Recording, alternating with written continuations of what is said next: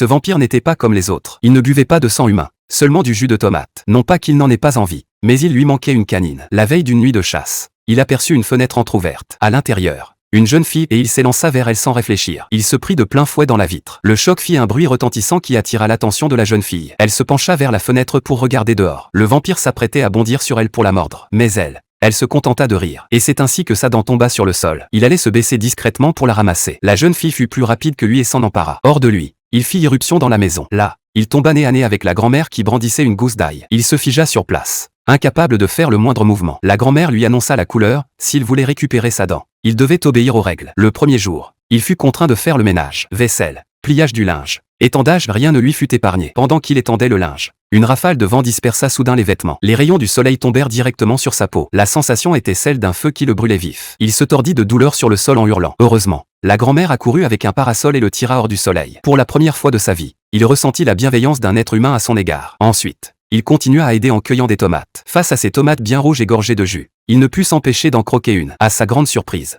c'était délicieux. La jeune fille l'observait et, amusée, attrapa une tomate à son tour pour la mordre à pleines dents. Le jus lui éclaboussa instantanément tout le visage. Le vampire, devant ce spectacle, ne put retenir un sourire satisfait. Il finit par accomplir toutes les tâches de la liste. La jeune fille et sa grand-mère tinrent parole et lui rendirent sa dent. Le vampire se transforma en chauve-souris et s'envola. La jeune fille le regarda s'éloigner, le cœur un peu serré. Dans son château, le vampire se redressa hors de son cercueil. Il fixa longuement le parasol accroché au mur, sans prononcer un seul mot. Dans la rue, la jeune fille disposait les tomates une à une sur l'étal. Elle ramassa celle que le vampire avait vidée de son jus, et resta là, perdue dans ses pensées. C'est alors qu'une silhouette familière apparut à ses côtés. C'était lui le vampire, abritant sa peau du soleil sous son parasol. La jeune fille eut un moment de surprise, puis son visage s'illumina de joie. La grand-mère s'approcha à son tour, le sourire aux lèvres. Le vampire tourna lentement la tête vers elle, et sur ce visage habituellement si fier, se dessina un sourire discret, mais sincère.